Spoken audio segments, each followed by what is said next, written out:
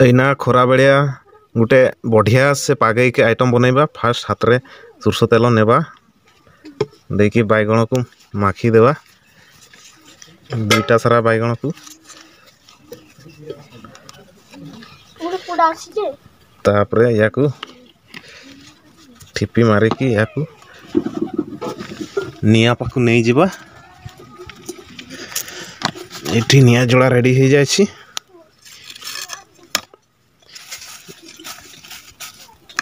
दीटा बैगण को नियारे पुती देवा।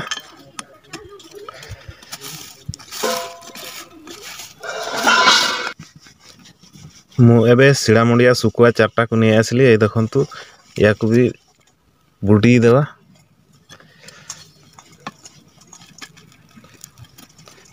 एना चूल्ही रू बाहर कर देवा सुकुआ गुड़ा को। ओ माय गॉड देखु चार्टा सुकुआ पुड़ा हो जाए। एना बैगण देखा है कि ना। बैगण आमर हो जाए। एबे काढ़ी देवा बैगण को काढ़ी कि पानी रे पकेबा।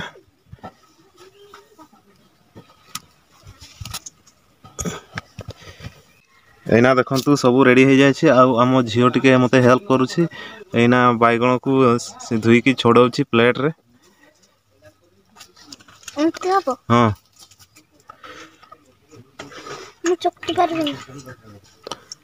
टिके मझे फाड़ी के देखलुनी पुक मुक थे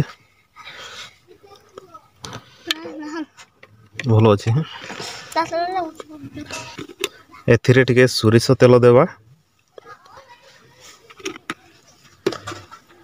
या पर गुटे पाचला धनुआ लंका दे देवा।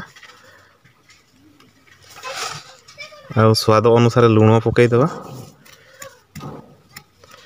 या को फास्ट चकटी देवा रसुण को भल भाव लंका भी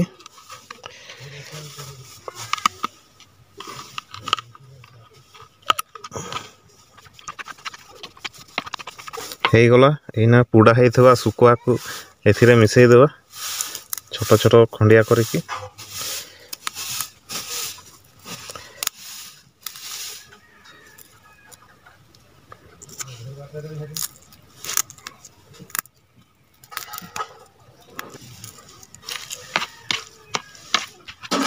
हो गला आमर आइटम खरा बेलिया बढ़िया से आइटम गोटे बनीगला। चलतु एबे बासी पखाड़ खाईदेवा खरा टाइम रे। एना खरा टाइम आमर बाप झीर खाइबा आरंभ हम पखाड़ खिया हम। अब बढ़िया से गोटे आइटम बनाई। एबे खाई देखा केमती टेस्ट है। लुणटा मत दियो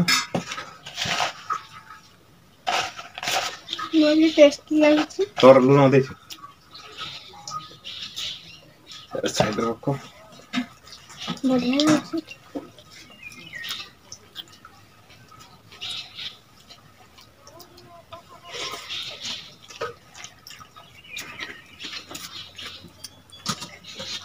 वाह पूरा बढ़िया टेस्टी है। बैगण आउ सुखा चटनी को पखाड़ भात आ खरा जो लगुच खाईदेल ओह कि शांति।